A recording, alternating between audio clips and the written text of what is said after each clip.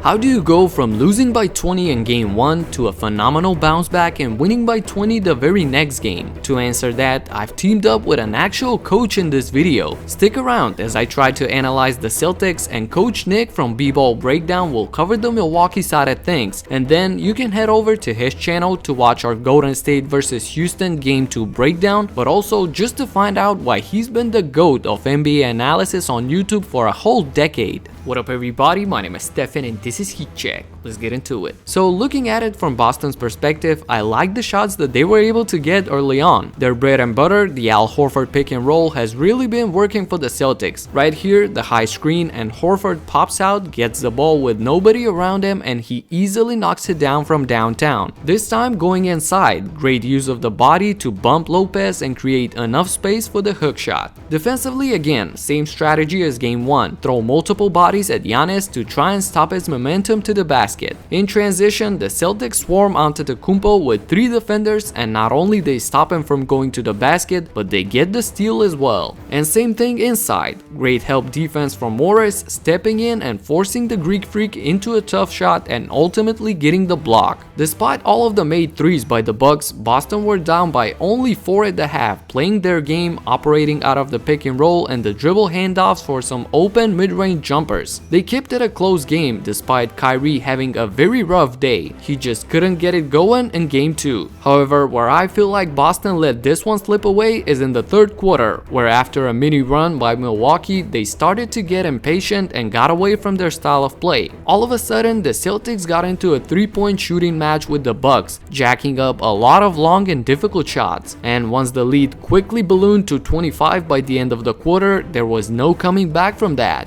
One other thing that I need to point out is that although he's been very good defensively, Jason Tatum has been non-existent on the offensive end for 2 games. And even though they have a lot of firepower, if Boston wants to advance to the conference finals, they need to have a solid contribution from him. But I don't necessarily think that Boston lost this game. Rather, the Bucks came out strong and aggressive in this must-win game for them. And to better understand exactly what they did to even out the series, I hand things over to Coach Nick.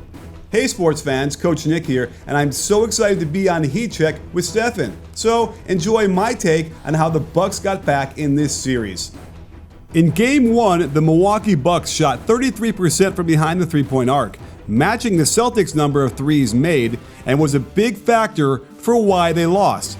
In game 2, it was a complete turnaround as the Bucks lit it up, nailing 42.6%, but more importantly, hitting a whopping 10 more threes than the Celtics. In the modern NBA, you get outscored by 30 from behind the line, you are going to lose. And you'll notice a theme here with these makes. They were all done in transition as Milwaukee pushed the pace at every chance, knowing that if they let the Celtics defense set up, they'd be in real trouble. It doesn't matter who was pushing the ball, once they got into the heart of the paint, the defenders would turn their heads to the ball, enabling kickouts and perimeter ball movement to the open man. Middleton was especially hot, making 7 of 10, and this one wasn't even open. They didn't even have to push the ball that fast. Notice the confusion on the right side as Rozier thinks he's guarding Hill and doesn't notice Jaylen Brown in position to guard him. This leaves Middleton open on the catch, and despite the hesitation, he still swishes this three-pointer. And for a severe heat check, pun intended, Middleton digs deep into his bag of tricks to pull out this jab step between the legs, hop into a step back, highly contested swish clean through the hoop. When they did push it really fast off the turnover, Middleton was able to stroll to the corner wide open, Bledsoe with a good kick out, and an easy catch, easy shot. And you know the basketball gods must have been involved when Giannis goes 2 for 4 from beyond the arc, and this one started putting the game out of reach. Another key was Giannis drawing fouls and getting to the line. To get away from Horford's excellent defense, a simple curl screen at the top of the key forces Tatum to switch onto him, and Giannis faces up, just blows by him at the rim, where Tatum is forced to put him on the line. Giannis got 18 free throws in this game, making 13, and the pattern all game was attacking early in transition. Like I showed with the three-point shots, the Bucks and Giannis focused on getting into their attack as quickly and aggressively as possible before the Celtics defense could get in proper position. And Aaron Baines in particular struggled to handle the speed and length bearing down on him in the open court, placing him in serious foul trouble in hardly any minutes played. But not even Horford was immune to the rapid and long steps of Giannis driving hard to the hole, and it kept the Celtics on their heels all game long. The last piece of the puzzle was the defense on Kyrie Irving, who was held to an ugly 4 of 18 from the field.